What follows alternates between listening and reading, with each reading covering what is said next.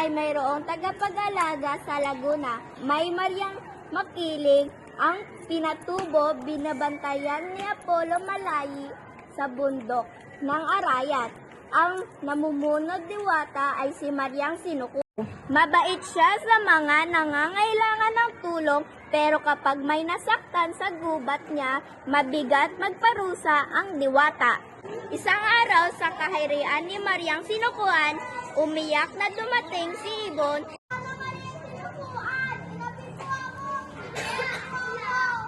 Ano ang nangyari? Hindi ba ba nasisilang ay walang habas na pinaslang? Tumama si kabayo, ano na pangan ang ating tugal? Ang right kasalanan, dito at dapat siyang parusahan. Mali ang magparatang ang walang katibayan. Kahit ibang tanong yung nasa ibang hayop, may nakikita po sa kanya. Kung ganon, Kuneho, hanapin mo ang kabayo para hanapin ang bintang ng ibon.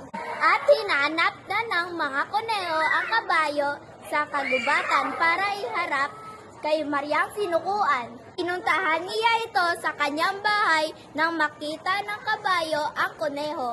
Daig itong tumakbo palayo. Kabayo, huminto ka kung kaya mong nasaktan at sumama ka sa akin ang pinapatawag ni Maryang Sinukuan. Ayos sa hukuman ni Maryang Sinukuan. Kabayo, bakit ka dumamba na dumamba kagabi kaya nabasag ang mga itlog ng ibon?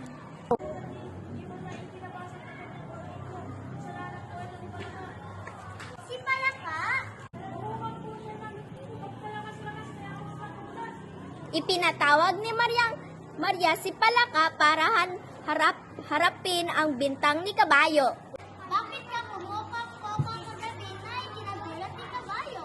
Mahal na diwata, hindi ko po sinasadya na mapapamalakas at kinagulat ni Kabayo at mistake na sa totoo lang po.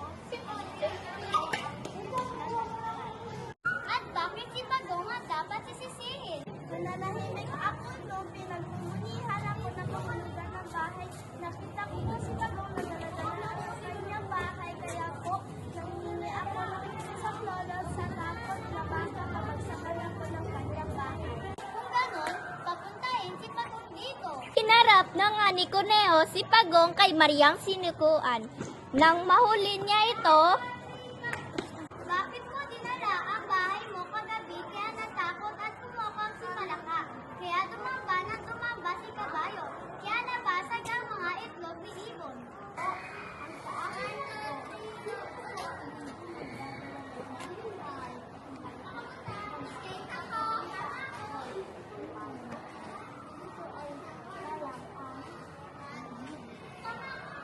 Ang sabi niyo po, sino yung magdadala at hindi ba makita ang sport? Paano po, hindi na lang ang mayroon ako. Aking naalala ay hindi ko. Kapag nasunog parang pinuulan na nahina ko sa pero wala naming naiulat na sunog kagabi, nagsinungaling kaya sa Pagong. Hindi po, mahal na diwata, kasalanan ito, nalitaktak. Kasi may dalawang kasalita at natatakot ako ulit sa tambay ko. Puro na lang kayo ang turuan. Nasaan ba siya litap-tap? Papuntahin siya dito. at tubiling sumunod si Kuneho sa utos ni Maryang Sinukuan. Nang makita siya litap-tap, ay dali na niya itong hinarap sa diwata. Bakit ka may dalang kong apoy kagabi kaya namuhat ng bahay niya si Pagong kaya natakot at kumukap si Palaka kaya tumamba nang tumamba si Kabayo kaya nabasag ang itlog ni Ibon. Bakit ako lang ang inyong tapatin?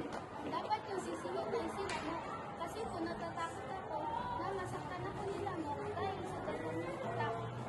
Araw-gabi ang aking apoy ang tamang paglaban natin sa kanyang itak. Hanapin si Lamok. At hinanap na ning kabayo si Lamok para humarap kay Maryang Sinukuan. At bakit ka naman damit kay Alitang-Taw? Alam mo, sinisip mo ako ng isang pinagdaan sa bahay. sa aking paa. Wala akong tulog bigala noon. Nang bumalik ako at natago siya. At hindi ko malakas sa akin. Saktong napadaan si Alimango sa harap ng nagtitipon na mga hayop at insekto. Nang makita ni Lamok si Alimango ay isiwalas niya ang kanyang dalang itak dahil sa sobrang galit kay Alimango. Nakaiwas si Alimango pero tinamaan naman ng itak si Palaka at tumokap ito ng malakas. Nagulat si Kabayo at dumamba ito ng dumamba. Nagkanya-kanyang ng takbo sina Ibon, Alitaptap, Pagong at iba pang mga saksi. Nagulo ang buong hukuman ni Maryang Sinukuan. Dahil dito, nagalit ang diwata. Magsitahimik kayo! Lahat kayo ay nagpadalos-dalos din. Dapat ninyong isipin na kayo ay responsable sa inyong sarili pag-aasal. Wala kayong ibon. Sa itaas ka na ng puno gagawa ng ugat. Ikaw naman, Kabayo, lalayuan ka ng marami dahil magiging ugali mo na ang pagsipa at pagdamba.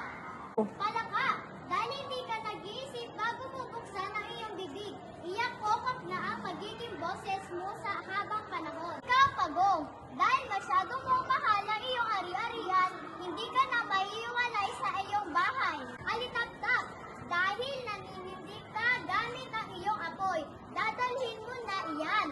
Ikaw, Alimango, dahil tagilid ka mag-isip, mula ngayon tagilid ka na rin maglalakad.